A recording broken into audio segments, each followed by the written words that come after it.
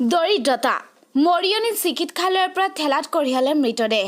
ৰাজ্যৰ স্বাস্থ্য বিভাগে দুখীয়া দৰিদ্ৰৰ বাবে ইখনৰ পিছত সিখন অভিলাষী আঁচনি ঘোষণা কৰিছে যদিও এইসমূহ আঁচনিৰ পৰা দৰিদ্ৰ ৰাইজে উপকৃত হোৱা নাই তাক পুনৰবাৰ প্ৰমাণিত কৰিলে মৰিয়নিৰ নকচাইত সংঘটিত এক কৰুণ ঘটনাই এখন এম্বুলেন্সৰ অভাৱৰ বাবে মৰিয়নিৰ মাছ খোৱাৰ এটা দৰিদ্ৰ পৰিয়ালে ৰোগীক চিকিৎসালয়লৈ নিব লগা হয় এখন ঠেলাত কিন্তু ঠেলাত চিকিৎসালয়লৈ নিয়াত কিছু পলম হোৱাৰ বাবে ফুল হাজদাৰ নামৰ 70 ঊৰ্ধ্বৰ এগৰাকী বৃদ্ধাই কৰুণভাৱে মৃত্যুক সাৱটিব লগা হয় জানিব পৰা মতে বৃদ্ধগৰাকীৰ উচ্চ ৰক্তচাপজনিত ৰোগত আক্ৰান্ত হোৱাত পৰিয়ালৰ লোকে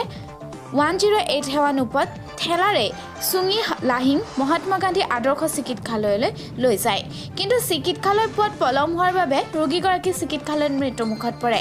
ইয়াৰ পিছতে মৃতদেহ কঢ়িওৱা বাহনত দিবলৈ ধনৰ অভাৱৰ বাবে পৰিয়ালৰ লোকে চিকিৎসালয়ৰ পৰা মৃতদেহটো ঠেলাত তুলি পুনৰ ঘৰলৈ উভতাই আনিবলৈ বাধ্য হয় এম্বুলেন্স নাপালে নেকি এতিয়া এম্বুলেন্স নাপালোঁ ল'ৰাবোৰে গাড়ীবোৰ বিচাৰি ফুৰিলে নাপালে সেইকাৰণে বোলে ঠেলা কিবা এটা সুবিধা কৰি লৈ যোৱা বুলি ক'লে ঠেলাতে মৃতদেহ কঢ়ি আনিছে সেইকাৰণে কোনে ক'লে ঠেলা নিবলৈ তাতে নাই ক'লোঁ মই হস্পিটেলত ক'লে নেকি তাত